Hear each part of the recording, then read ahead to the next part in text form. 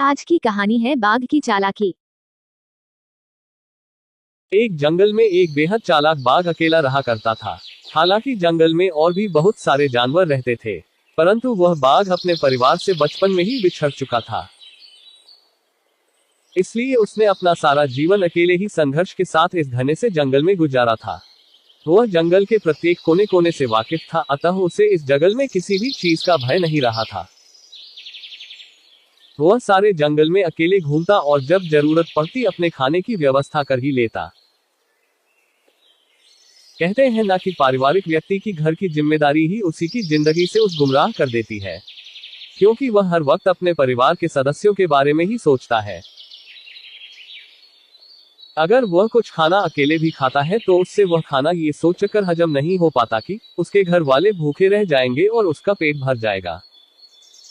लेकिन बाघ का परिवार था ही नहीं और वह अपना जीवन खुद के बनाए नियमों एवं शर्तों के बल पर जीता। इसलिए वह हर दिन खुशी के साथ मौज मस्ती करके बिता लेता।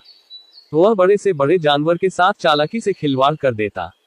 जब भी उसे अपना पेट खाली महसूस होता, वो चालाकी से जंगल में घास करने वाली जानवरों को घात लगाकर मारता और अपनी भूख शांत करता। कई बार तो किसी जानवर को उसके साथियों के सामने ही मार डालता और शिकार को दूर ले जाकर वहां अपना पेट भरता। परंतु एक दिन बाघ कुछ खराब चीजें खाने के कारण अपने स्वास्थ्य को बिगाड़ देता है और कमजोर पड़ जाता है। परंतु फिर भी वह जीने की बहुत उम्मीद रखता है। तबीयत बिगड़ने के दौरान वह एक पेड़ के नीचे कई दिनों से झाड़ियों में ही बैठा रहता है।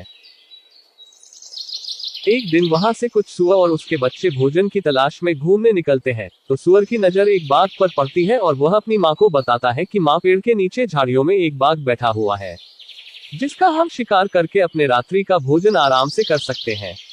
बच्चा अपनी माँ से यह बात बोलता है, पर तेजतर्रार कानों की बदौलत बाघ ये बात सुन लेता है और एक मृत बाघ की भांति नखरे करते हुए कुछ क्षणों के लिए अपनी सांस रोककर सो जाता है। अब जैसे ही सुअर उसके मुंह के सामने जाकर उसकी नाक सूंघता है, तो वह उसे मरा हुआ समझता है और उसे अपने स्वास्थ्य के लिए हानिकारक समझकर वहां से चला जाता है।